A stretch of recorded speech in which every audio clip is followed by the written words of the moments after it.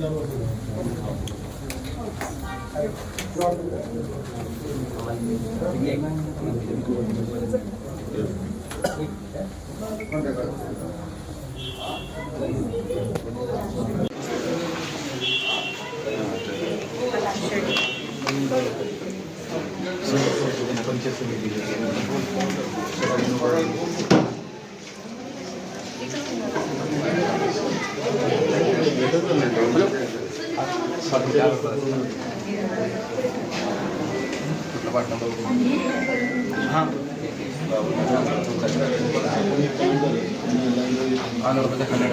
सगळ्यांना विनंती आहे, हॉलमध्ये आपण अगोदर मीटिंग होणार आहे, मीटिंग झाल्यावर भेटणार आहे.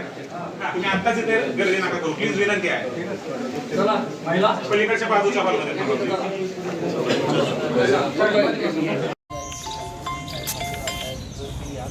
दिली पीएम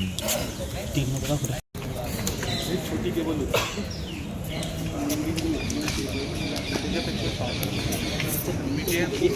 मी उपमुख्यमंत्री महाराष्ट्राच्या प्रथम सुनीताताई वहिनी यांना इथं पुणे जिल्ह्यातील दिव्यांगांच्या प्रश्नासंदर्भात इथं भेटण्यासाठी आलो होतो. 26 जानेवारी प्रजासत्ताक दिनी 2025 रोजी अजितदादा उपमुख्यमंत्री महाराष्ट्र राज्य यांनी आम्हाला आश्वासन दिलं होतं की पुणे जिल्ह्यामध्ये जे भूमिहीन बेघर लोक आहेत, ज्यांना स्वतःचं हक्काचं घर नाही, त्या लोकांना घरकुलासाठी सरकारी जागा उपलब्ध करून देईल हे दादांनी आश्वासन दिलं होतं. परंतु दादा आज नसल्यामुळं आम्हाला आमचं हक्काचं घर मिळेल का नाही ही चिंता वाटू लागली होती.